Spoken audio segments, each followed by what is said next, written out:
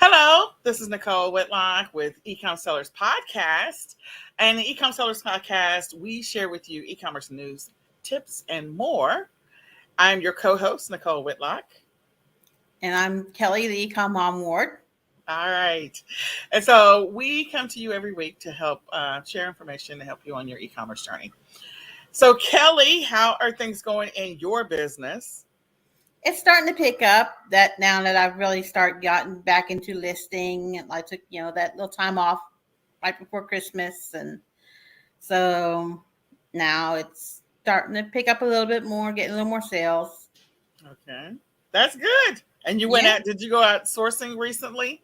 I did. I went outsourcing yesterday. I was planning to do something else, but it wasn't working out. So I went to the Goodwill, and I'm working on also getting my profit piles down. So when I go sourcing, I'm being a lot more picky. So I only bought like 5 items, and I got them all listed. They're all listed.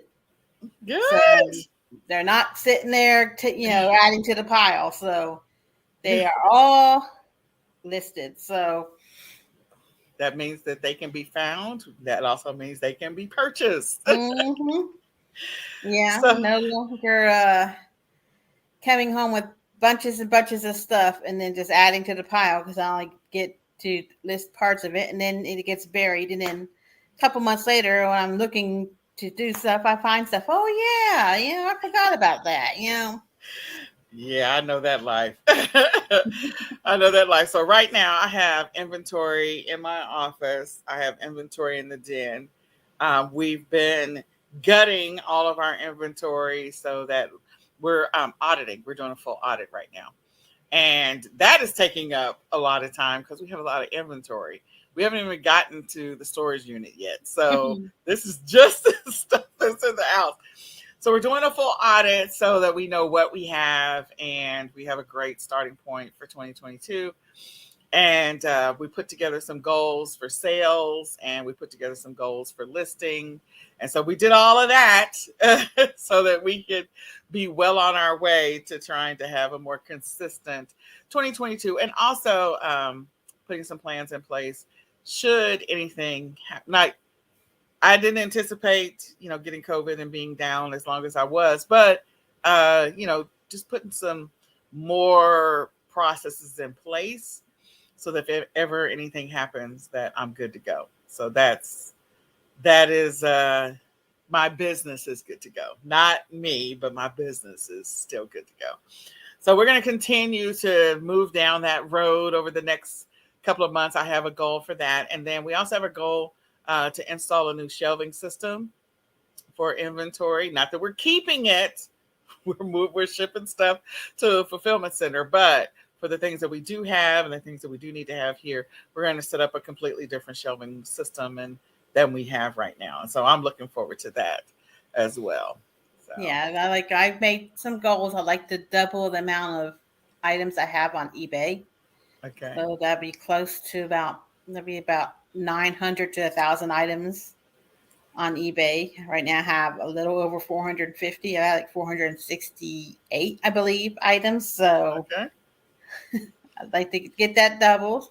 Okay. Which means I gotta get quicker at listing because I'm bad about going down into wormholes and really researching stuff and then getting lost, and then it'd be an hour and a half later before I get the item actually listed because I sell vintage items, so I do have to do some research on it to make sure that I'm not having it's not a reproduction, or if it's this is actually an original, the maker's mark from this time of year on this glass item.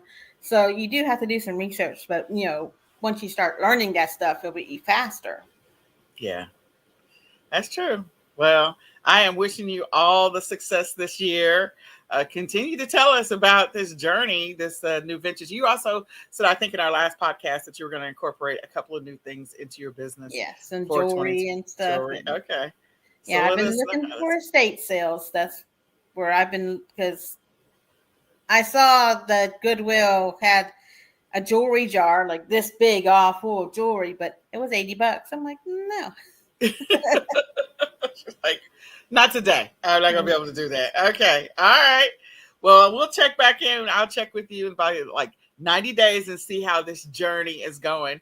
You check back with me. Our goal is to have the audit done by the end of January. So the first week in February, we're going to sit down and review the results and see where we are. And then the other goal is to have the new shelving system in place by the 1st of March. And then we have another goal on having all the inventory out. So I'll let you know how it's going. We have some aggressive goals. We'll see how this goes. But anyway, so we will get into the news. I want to encourage you all, if you are still working on your 2022 goals, we had an awesome planning session. It was a 3-day session. We'll be sharing that in the future. And then we also had 2 additional bonus sessions with Lysandra Everett, which is the home biz tax lady, and also Delshawn Hayes, who is the owner of Hayes Financial Group. And so these are things that you need to be thinking about for the new year. I know people are like, I don't establish New Year's resolutions. Well, then don't establish New Year's resolutions. But the beginning of the year is a great opportunity for you to kind of assess where you are in your business. And so those planning sessions were really helpful. And in those planning sessions, now we talked about using the eCom planner. So if you haven't gotten the eCom planner, definitely grab it. It can help you in your business, long-term, bigger picture. It'll give you some ideas on what to source. Each month we have a list of ideas. You can choose whatever you want to or not choose any of them at all. But these are things that sell anyway in that month. So we give you that. We also give you some additional information to try and help you with, getting past that sourcing challenge that people have. And then you have access to so many other tools that are inside of that planner and things that are going to help you to be consistent. So if you've been challenged with being consistent in your business, then definitely grab the eCom planner. And if you join eCom Sellers Academy, you'll have the opportunity to use your planner to join our accountability calls.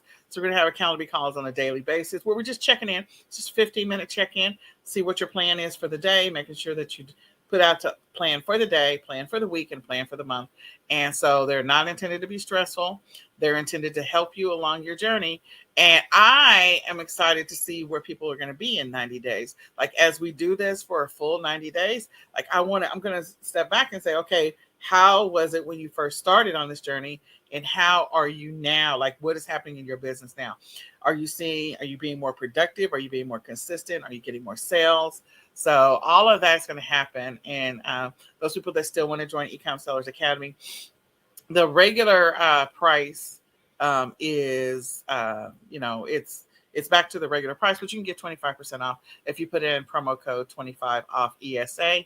Again, promo code 25 off ESA. So Kelly, let's go ahead and get into the news. All right. Right now, there's not a lot of news going that I saw.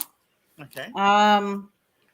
Etsy's going to have a new payout report that's going to break down the seller fees for you, so you could be able to track that better for your tax purposes, because your fees that you pay are tax deductible. So you need to keep track of all that. We're going to give you some hints these next few weeks about stuff you need to really start doing for your business. If you don't know, the United States Postal Service, they have the self-service kiosks in a lot of the entrances where you could just be able to weigh stuff, and so you can print off your own labels. Well, don't print off your own labels there. I'm sorry. You don't want to pay retail. Pay your labels at home from eBay or Etsy, Amazon, or whatever to get the commercial rates. Mm-hmm. But you can self-scan your packages, so you don't have to wait in line to scan your packages. There's a way you can scan packages with that kiosk, so that there's a scan in time, and you can just put them in the drop box, so you don't have to wait in line to, because I know sometimes I get to my post office and the line is way long, and and there's times I've waited because a lot of people, if especially have something expensive that's sold, I want to get that scanned in. I want to see it scanned in. Other times I'll just throw it in the drop box if it's just a T-shirt or something. But if it's something that's expensive, I want to make sure that it's gets scanned in. But you can do that now at that self-service kiosk and skip the wait in the line. Um, Amazon, Amazon decided to use a physicist to help reduce the package weight. Okay. I'm like, okay, so that means we're not going to get something that's, I don't know, the size of this remote control in a box this big, right? We might. You might still get that, but it's ridiculous. You get something that's like this big, and the box is 3 times the size with a little bit of those air pillows. I mean, hey, free air pillows for me, but A boatload of them. And that's good for them because of the fact that they're going to find that their shipping costs are going to go down a lot Oh yeah, because of that. yeah. And a tip if you're just starting out and you don't have a lot of boxes, you can go on Facebook Marketplace and ask for boxes from neighbors. You can ask your friends. You can ask your people, if your coworkers. So there's plenty of ways to get some free boxes. Yeah. Even And Nextdoor is another great app to, yes. see if they're there. And one other thing, there's been a scam going on that's targeting online sellers. It's the Google authentication scam. Basically, the scammer will you go on and you on Facebook, you have your phone number on there or on eBay or wherever you're selling on, you have to have your phone number on there. Well, these scammers will take that phone number and contact you via text and say, "Oh, we need to send you this authentication number code to make sure that you're a real person." And then you send the code back to them, and then they use that to set up a Google Voice number using your real phone number for verification, and then do all sorts of stuff with that phone number without you knowing. So don't be sending Google authentication codes to people. So yeah. I hate scammers. I'm so tired of scammers. Like, come on, people. And then I read that Bed Bath and Beyond are starting to shut some stores down that are not high Performing, yeah. performing. And one other, Macys was another one I saw that could be closing a couple more stores in this year. Yeah, Macy's is on my list today. I mean, I think there's going to be more than that. We should have our list. I mean, I think there's already a published list, and I'll go find it. But there's going to be more than just that closing. So just be mindful of that. It's a sad thing for those people that are going to be losing their jobs, especially with those people who want a job and they want to keep a job. But that is probably not going to be an uncommon thing. A lot of stores are probably going to be downsizing because more and more people are continuing to buy online. Pandemic or no pandemic, since I don't know, we don't know where we are on this pandemic journey. We'll check back with everybody in 6 months. But anyway, because we don't know where we are in this pandemic journey. But it is that there's going to be more and more stores that are going to be closing, and the stores are going to be closing because of the fact that they're not getting as much foot traffic. They got to pay for the overhead of having a building and lights and water and storage and real estate and staff and all that other stuff. And they're like, look, we can do this online. So, more and more companies are getting smarter. They're increasing their online footprints.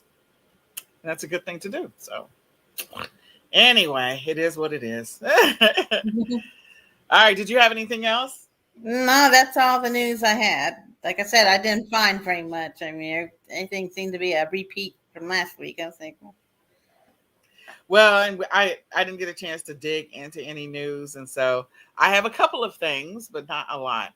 So let me go ahead and bring up the news that I have. Let me just share my screen.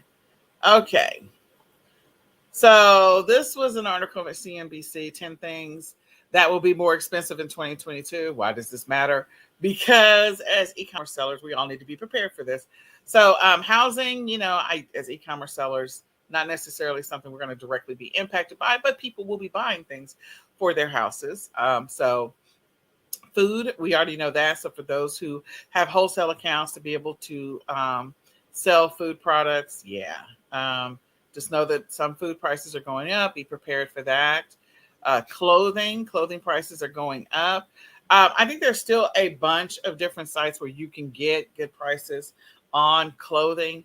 I've read a couple of articles, which is really sad, about how fast fashion and the pileup of clothes. What country is that? Is it the Philippines or Malaysia or somewhere where they have a massive pileup of clothes that people just throw out in some of these countries? And so, yes, clothing is going to go up, but I think there's still going to be an opportunity to find some at really good prices. You just have to resell. So you just have to hunt and pick.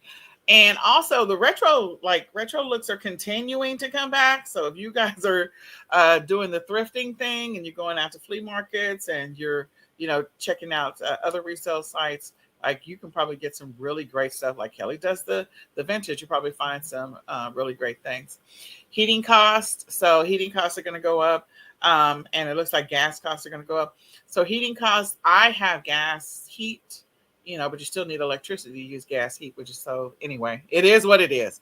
So, so what does that mean? So if the gas price, the heating costs are going up, then, people may be looking for alternatives. And if you're doing anything and like maybe you're selling some products that have like solar energy power supply on it, that might be a thing to get into this year because the price of things are going up. The energy costs are going up.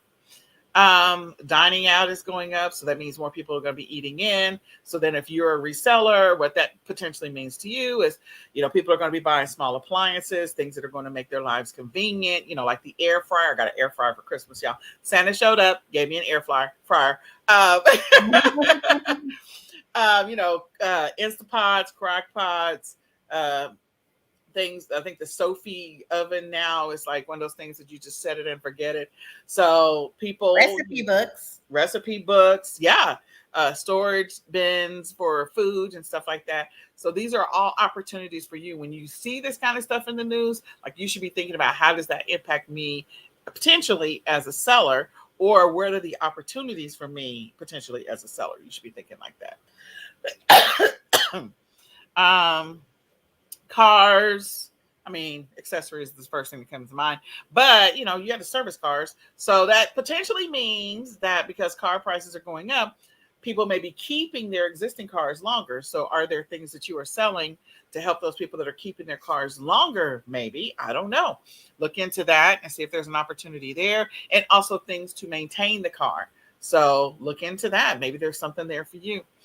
Computers and electronics are going to go up. Again, people may keep those longer. So if you've got electronic parts, like you can sell those on eBay. So if you got those old laptops that are not working, like wipe off all your old information and list those bad boys and make some money off of your old electronics. It's really sad. I feel like we probably have about 6 laptops in this house. Of the 6, there is 3 that are working, maybe 4. Nope, 4 that are working. So we probably have 8 laptops now that I said that out loud, which is really bad. So we need to list some laptops on eBay. Clearly, we need to list some laptops. But electronics, so, old phones, other things, pads, Surface, whatever you've got, you can list those things. And because if the price of things are going up, it gives you an opportunity to make some money. So you got some old video game consoles. Come on, y'all. Think about it. Furniture. So the cost of furniture is going up, and medical care.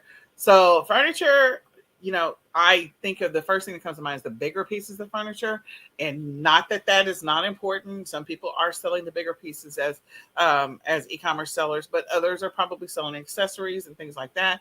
So one of the things that immediately comes to mind for me is those people that refurbish or restore furniture. And that's another opportunity. So if you're selling all of those little, what do they call them?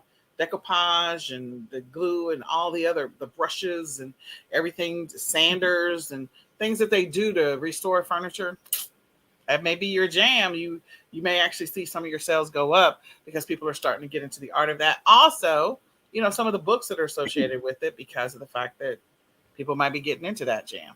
You think of anything else there, Kelly? Using like Facebook Marketplace, Mercari Local to sell furniture. Use local pickup, eBay local pickup to Definitely. sell furniture. And some people will pay for, they really want the chair, they will pay a couple $100 to have it shipped. So there you go. And then medical care. So I'd have to think about this one because I know that with the pandemic, there was a lot of like listings that a lot of the platforms wouldn't let you sell stuff. But again, there are things that people are trying to do to help improve their healthcare. So, different books. The first thing that comes to mind, there's a lot of healthcare related books out there. If you decide you're going to get into the supplementation game, that is something. I mean, I know as resellers, like we find stuff that we can resell on another platform for a higher price. So supplements is another thing that I think of. Those are the immediate ones. There may be others that, pop into my head later on, but make sure that when you see things like this, articles like this, think beyond what you're doing. Don't just ignore it because it actually may help you as a seller or give you ideas. It may inspire you to do something new and different. It may inspire other products that you could be selling, or it may inspire you to change up your game on what you're doing right now. So putting that out to the universe. So this article is from TechCrunch. It's talking about 4 trends that will define e-commerce in 2022. I didn't go through the entire article, so I'd encourage you to take a look at it. But a couple of things that I know I'm starting to see more and more trends. We already know about the NFT thing, which is definitely a trend. And zero party data becoming critical, so personalization. The other thing is I know that I'm seeing a lot of the social selling kind of thing is definitely picking up. And definitely personalization is a big deal. People want to improve the customer experience. So if you want to check out this article, you can go to TechCrunch. The next one is, see, I bring these up and then something covers it up. So Walmart expands its direct-to-fridge in-home delivery service to 30 million homes. Of course they do. So it allows employees wearing cameras to enter a customer's home to deliver groceries and other purchases or to pick up returns, and even when the customer is not there. no. That's gonna be a no for this girl over here. Hard pass. But again, they're expanding it. So I just want to let y'all know it's out there in the universe. If you're a person that's working a full-time job, if you're away, you need to have stuff delivered, Walmart will come into your house and deliver it. And if you want to let them do that. Some people will take advantage of that. I don't know. I'm not that person though. As we said before, Macys is closing several stores. There's other stores that are closing.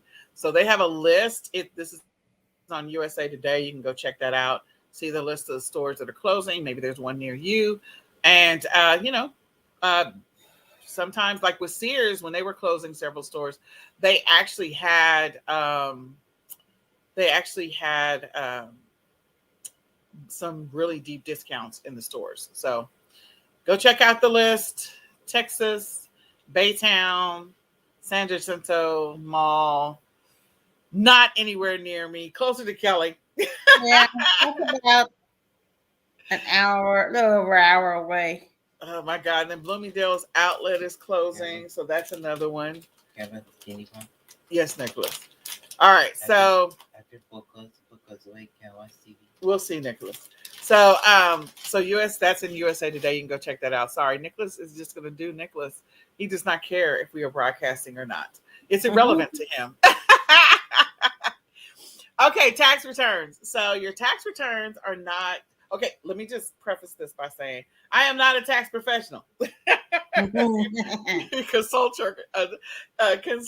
your own tax professional. But based on the information that's on the IRS website, your tax filing deadline for traditional tax filings is April the 18th.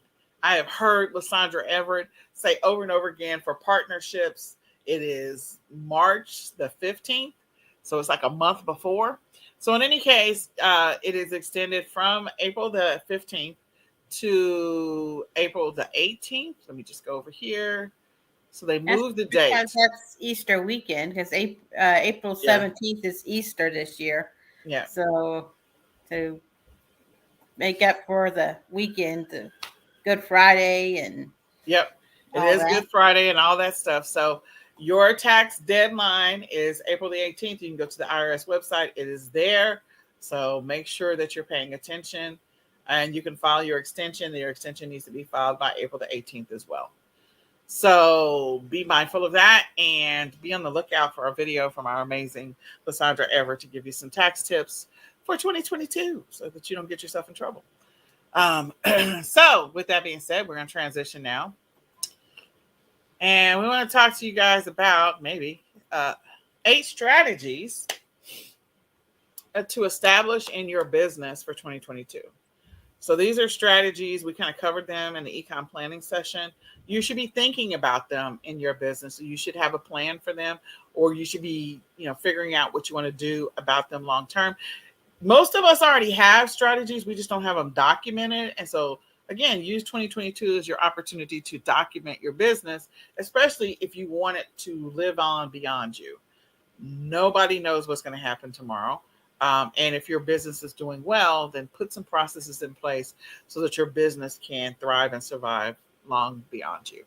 So the first one is a research strategy. Again, more than likely, you probably already have a research strategy established. And the more you can document around that, there's a couple of benefits of documenting all this stuff. One, it helps you to outsource to a VA a little bit faster, because if you write down your research strategy, you could literally turn that into an instructional document for a VA to kind of do some of the work for you. So you don't have to do the research. Like Kelly was just talking about all the deep research she does on some of this vintage stuff. And if there is a process, Kelly could write that down to help her be able to get through. Nope. She says nope. Because then I won't learn. If my VA is doing the research, then there's the other stuff I pick up when I'm doing the research. That's different if we're going to research, sourcing something online than my vintage research. It's different research, Okay. Because, and when I'm out, because that research will help me out when I'm outsourcing. That's true. That is true. But everybody should have a research strategy, whether it's detailed or not detailed. It can be used for multiple things. And at some later point, if you decide you want to get a business loan, maybe your business has grown so much and you can incorporate all of these strategies into your business plan, you already have the documentation for it so that they know how you run your business. So it's not going to hurt you to do it. All right, Kelly. Having a sourcing strategy. So maybe you choose certain days to source. That's what I kind of do. Or maybe you decide I have too much stuff right now. I need to put my sourcing on hold unless I find amazing deals. Then, I find an amazing estate sale. I might have to take my sourcing off hold because I know I can make some good money out with that stuff from the estate sale I see. Also, I subscribe to. I have local thrift store. That's a mom. I say it's not mom and pop, but it's the Assistance League thrift store, and they put out a weekly newsletter. I subscribe to it that way, and it tells me the email. It's in my email box Tuesday morning because they're closed on Mondays. Tuesday mornings, I look it up on Tuesday mornings, and it tells me what's on sale that week. Is it women's clothes on sale that week? Is it kids' clothes? Is it books on sale? They're having a certain color tag, 75% off? Then I can decide, do I want to go to that store this week or not? Yeah. Or do I want to go somewhere else? I follow all my local thrift stores that have a Facebook page on Facebook, because a lot of times they put their sales on there. And knowing where your local like dollar stores are and everything. And also what I do is to help with taxes, I put all my errands in with my sourcing so I can take that mileage and use it tax deductible because I was outsourcing. Yeah, maybe I had to go to the pharmacy to pick up my prescription, but I was still outsourcing. So, That's true. using that kind of thinking. Well, the other thing with sourcing strategy is you can also, like, everybody's sourcing strategy is going to be different depending on your method of e-commerce, whether you're doing private label, white label, whether you're doing print on demand, you're doing drop shipping, you're doing retail arbitrage, online arbitrage, whatever you're doing, thrifting, um, whatever that is, you have a sourcing strategy and a method to your sourcing approach. So you should document that so that you have it at least as a reference guide. And again, at some later point, if you need to put together a business plan, so you can get more money in your business or get an influx in cash, or maybe you're going to apply for grants this year, or again, outsourcing to some of this to a VA, or not outsourcing it, just so you have the documentation so somebody else can do it should you ever fall ill or whatever. A listing strategy. So what is your listing strategy for your business? Some people use different tools to do mass listing, and maybe that's your strategy, is to do bulk listing, putting stuff into a spreadsheet and bulk listing it. So you're using a tool. Maybe you're manually listing. Maybe you have certain days of the week that you're doing listing. Maybe, that you are training somebody else to do listing. So putting together your listing strategy. How are you getting listings up? What's your process to get listings up? Kelly talked about doing some deep research so that she could create a listing. So she's going out there and doing some analysis to make sure that she, how to list it, what she can list it, what's the price that maybe people are makes sense for this particular product. She's, in addition to that, she's authenticating the products, but again, she's going through a process. So I have my own listing strategy where we go out and do keyword research. We do comparisons of existing listings on a couple different platforms. We look at the titles, we look at the description before we actually build the listing itself. So that's some of the things that everybody's got some type of listing strategy before they list it. Some of that could be merged into semi-research strategy. Some of it could be sourcing strategy. But again, getting the listing up, what's your strategy? Is there anything you want to add to that, Kelly? And do you use a cross-posting Tool? Yeah. tool? To so that I'm going to cross-post this item to these sites, but not this site, or so because that on those sites they will have a better chance of selling, or maybe you can't list it on Etsy because it's not vintage or a craft supply or something like that, or handmade. Yeah, absolutely. Okay. Shipping strategies. Yes. I love to talk about shipping. It all depends on when you want to do your shipping. Do you do your shipping in the mornings? Do you do it the night before? I personally, because I work a full-time job, I work 3 days a week as a nurse. So on the night before I have to work, like tonight, I'm going to do shipping. I do my shipping the night before. And if you need to make sure that your shipping, and when you list your items, is set up to where it can accommodate your schedule. So if it's something that's going to be harder for me to ship, it's something that's a glass and I have to take a long time to package it up, I might put a little bit longer day, 1 to 2 days to ship out instead of just 1 day shipping. Because I might have to say, oh, I might wake up in the morning and be like, oh, that's sold overnight and I need to ship it today, but I don't have time. I have to get ready for work. So I need to add that extra day for that shipping. But if it's like a t-shirt, I can just throw in a poly bag and throw the label on it, take me 5 minutes.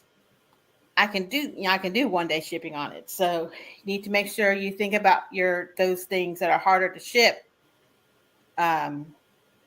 before you do your listing. And also, because I can't get to the post office, I have help. My husband does help. He doesn't like to do the shopping. He doesn't want to do the listing, but he will take stuff to the post office for me. I just have a little place in the area and right by the door. I put everything I need to have him take to the post office or UPS. I'll make sure I mark it separately. This one needs to go UPS. This one needs to go to post office so that he can, he will, drop those off for me. And if you're like, I don't have a UPS or FedEx around me, find out what other places take those packages. Walgreens, Office Depot, I think CVS and Michael's, and I think even there's like an auto place that takes UPS or FedEx packages. So offer those other kinds of those different services, because the post office this year have changing a lot of prices, and a lot of the longer things they're going to have a extra fee on for extra length of stuff. So you might have to change over from post office to FedEx or to UPS because of those extra charges, unless you're going to pass that on to your customers, and they might not like that. So, Oh yeah. So I have two funny stories real quick. So, well, one's a story, one's not, one's a comment. So the comment about the oversized, my goal last year was to, at the end of the year, we were late to the game, was to get all of my wrapping paper listed so that I wouldn't have to pay the oversized shipping fees that are gonna happen. Otherwise, I got to pass it on to my customer. So I was like, list everything, like all of it. I don't care. List it all in bundles. 20, 30, I don't care. However many rolls, just put as many up as possible so we can get them out of here. Because I don't want to have to deal with the oversized. But in any case, I'm going to have to deal with it in 2022. And it's going to be okay. So that was one thing that we were trying to like mass push out a bunch of wrapping paper. But the other thing, oversized wrapping paper. So the other thing was my brother tried to drop off a package at CVS. We were trying to get a shipment out to a customer, and it was a toy that sort of made noise. It was of course during the holidays, and it made noise. And so he was trying to get it dropped off, or at least checked in. And so he went to the CVS, and the CVS guy was late. It was like 11:30 or something. And so he walked in there, and he's like, "I'm here to drop off a package." And he was like, "Oh, you can't drop that off here." He said, it was making noise. He was like, "No, we're not gonna be able to drop that off here. You gotta take that to the post office. We're not taking that tonight." It's like, it can be anything. It can be a bomb. It can be whatever. And then my brother was like, "But it's not a bomb. It's a toy for somebody." That's all right. You can't drop it off here. So I thought that was so funny. But anyway, regarding your shipping strategy, whether you ship things yourself or you are outsourced to a fulfillment center, third party logistics, whatever it happens to be, a prep center. Every seller that is a seller, there's three things that you do. Every seller sources, every seller lists, whether they put it as a post, it is a listing somewhere out in the universe so somebody can find it, whether it's on your own website, whether it's on some other site that you're listing, a marketplace, or whatever. You list, your listing has to exist somewhere in the universe, and you ship. Now, it may not be you shipping. It may be a third-party logistics. It could be whatever, a prep center, fulfillment center, whatever your process is. So whatever your shipping process is, you should have a shipping strategy that's documented for that. And we should also incorporate into that, like, what is your strategy for supplies? So one of the things we suggested at the end of last year was everyone should have their standalone own FedEx, UPS, and USPS accounts, just in case. You never know. And sometimes you can get discounts with volume, but we also suggested, like, you set up accounts with outside of just using your back office, like you could do some cost compares on like Pirate Ship. So these kind of things are things that you're doing that you're not really writing down and nobody knows what they are. You should document your processes. That's all I'm saying. And I have one. Go ahead. Make sure that when you list something, if you're shipping it yourself, you have the box to fit that item, because you don't want to list something, it sells 20 minutes later because you're thinking, oh, it won't sell for a while. I can wait a while till I find a box. Yeah. And then it sells 20 minutes later, and then you're like, I don't have a box for that. Yeah. So yeah. Sure. Yeah. Your tip for 2022 is to, before you even decide you're going to sell this particular item, have shipping, shipping should be in mind. Before you, either if you're doing retail arbitrage, online, whatever you're doing, you need to have a shipping plan for every single product that you acquire, that you source. If you don't have one, I would not I would not take on that task of trying to figure that out. You should already know, like, oh, okay, I'll ship this and this. Even those, like I was teaching in the bundles course this weekend, I was like, you know, you should have a shipping plan for this bundle. Before you decide you're going to put all these things together in this bundle, you need to figure out how you're going to ship this thing and how small can I get it condensed. And so I talked about what I do in order to figure out what my shipping strategy is for every bundle. All right. So customer service, refunds, return strategy. You need to have a strategy for your customer service. Again, responding to basic customer inquiries or customer questions or whatever it happens to be, dealing with your refunds and your returns, what's your strategy. Most every platform you have to establish like a return policy, and you'll normally have to establish some type of shipping policy. So like eBay, that's a given. And then some of the other platforms, like they already have things in place and you just have to accept it if you're going to sell on their platform. But you need to have a customer service plan and or strategy. You need to have a plan or strategy for refunds, how you're going to handle that, how you're going to handle returns, especially if you've got, like if you're outsourcing your shipping, you know, is it coming back to your fulfillment center? Is it coming back to you physically? So write out your strategy for your business. If you don't have it documented, you should go ahead and write that out. It would help you on your journey. Go ahead, Miss Kelly. Administrative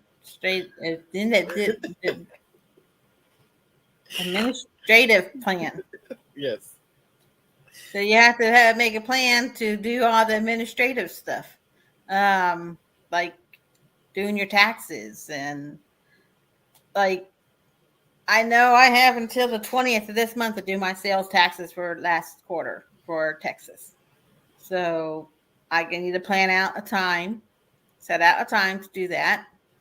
I should probably do tonight because everything's being taken care of by eBay, Etsy, and everything. They all collect for Texas and they all pay out. So I still have to go in and put in my little 000 in the lines. So, but I still have to do that or I get fined. So you have to plan out that. You have to go maybe do your bookkeeping time.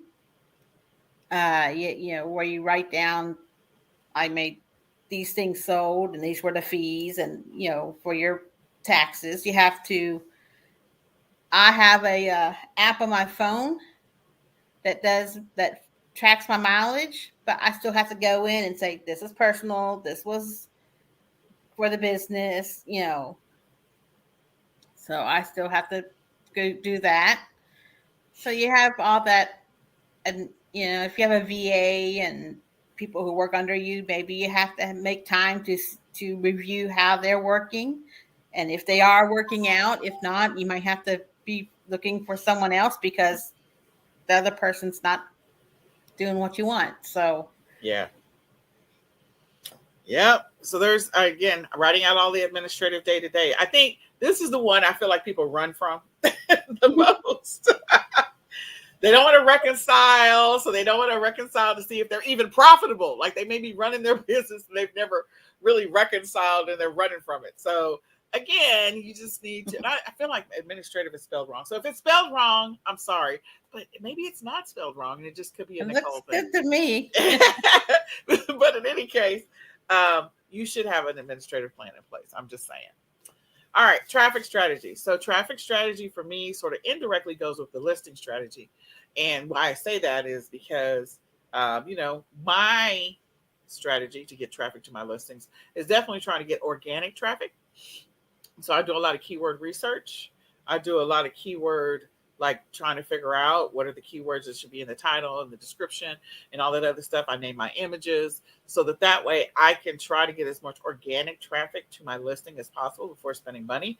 But if I'm going to have to spend money, again, what's your strategy for getting traffic? Could be, you could change this to marketing strategy, whatever it happens to be.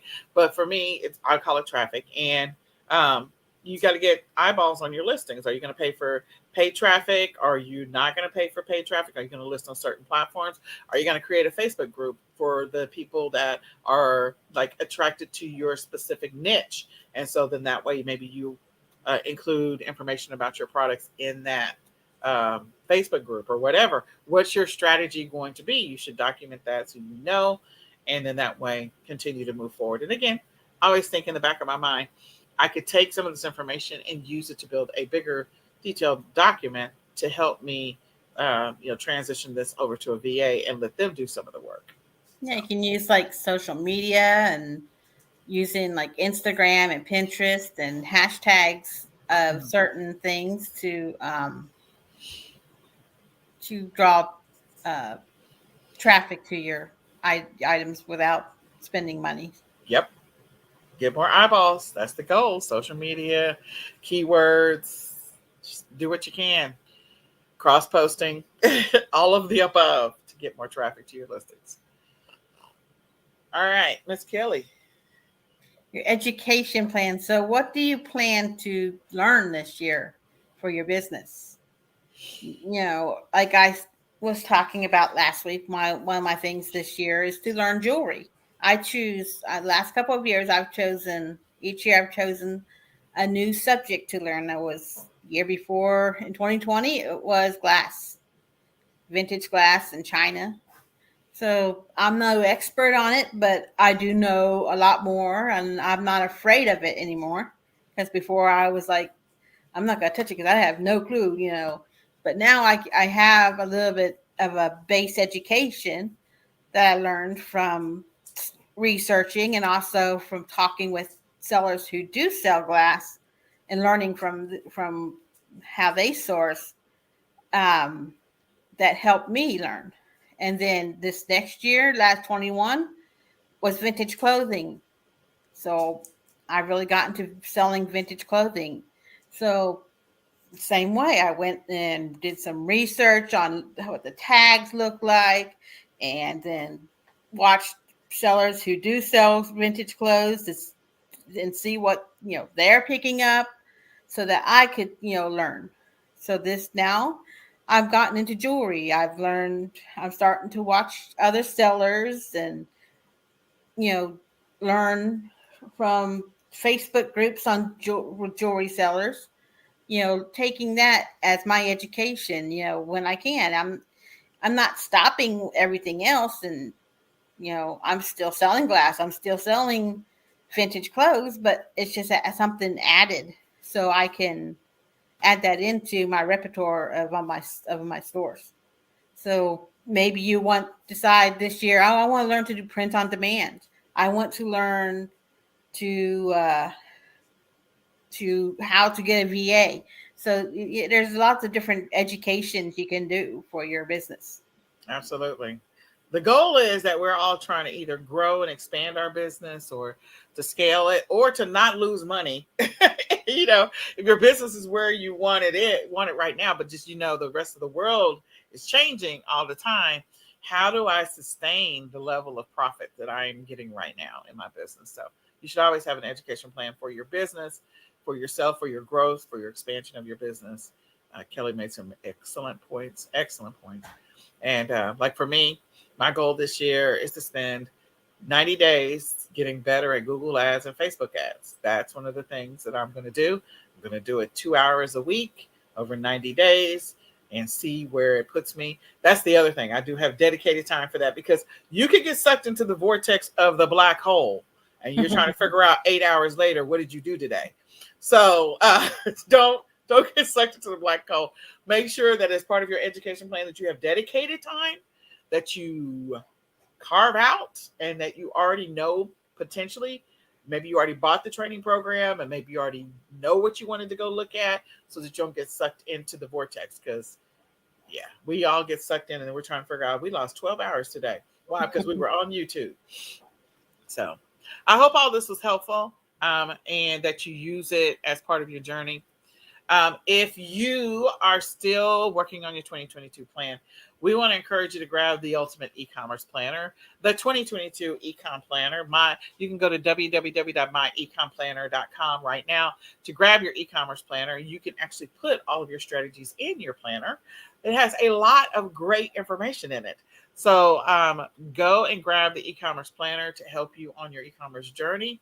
Join us if you are interested. If you're looking for some help with accountability, need some help with maybe actually just filling out your planner or not really sure what to put into your planner, you can join Ecom Sellers Academy, grab the lifetime membership, so then that way you never have to pay again. 25% off, enter promo code 25 off ESA. And that way you can join us on our accountability sessions that we're having inside of Ecom Sellers Academy that pertain to the planner, so that people can continue to make progress in their business and really use this year to grow. Like, I feel like 2020 and 2021, because there was just so much going on from an emotional standpoint. Some of us lost friends, we lost family members, we experienced stuff ourselves, just the isolation, all of that is a lot to take in. So we use 2022 as our year to hit the ground running. So let's all hit the ground running together. Join Ecom Sellers Academy so we can help you on that. And then I wanted to let you know that we do have a workshop coming up, our print on demand workshop. It actually starts tomorrow, Tuesday. And it's a 2-part series where we're going to be going through print on demand and helping you get started if you are interested. If you're an Academy member, it's absolutely free to you. But if you're not an Academy member, you can sign up for the workshop, and you can go to bit.ly/POD in caps and then capital W workshop. So POD in caps and capital workshop, and join us on our print on demand workshop. So the last thing is I just want to encourage you all, if you haven't signed up for the Ecom Sellers, getting the Ecom Sellers planner, definitely grab the planner. I'm trying to see where I have this thing. I have it everywhere, so I'm just going to go ahead and grab it real quick. This awesome planner. So this is, let me just see if I can get it to be full screen. There we go. So it's going to help you to build the habit of consistency in your business. It's going to help you to, get going in 2022. Make those adjustments or changes in your business that you need to, and document the things that you think are going to be helpful in your business. So go grab your Ecom Planner. You can go to www.myecomplanner.com. Again, www.myecomplanner.com. Go grab it today. Join us. We're starting on the 21st with the accountability sessions. And again, they're optional to attend, but if you're really looking to make a change in your business this year, you want to grow it, you definitely want to sign up for that. And they're not all day. They're only 15 minutes. So there you go. We probably will be less than that. All right, let me get it out of this thing. There we go. Let me stop showing my screen. There we go. All right, so Kelly, is there anything else that we forgot to mention? Not that I can think of. I'm sorry if you hear the noise. My puppy's down here. I say puppy. He's an 85-pound boxer. He is not a puppy. Good boy. Yeah. So yeah, he is a big one. Oh, that's the planning session. So the planning session is over. Sorry. So go to my Ecom Planner. I forgot to. That's the wrong banner to throw up there. So this has been another episode of the Ecom Sellers podcast. We do this every Monday at 8:30 p.m. and we encourage you to come join us each Monday so that we can help you on your e-commerce journey. Thank you, Ms. Kelly, for your time today. And we are going to say goodbye for now. Don't forget to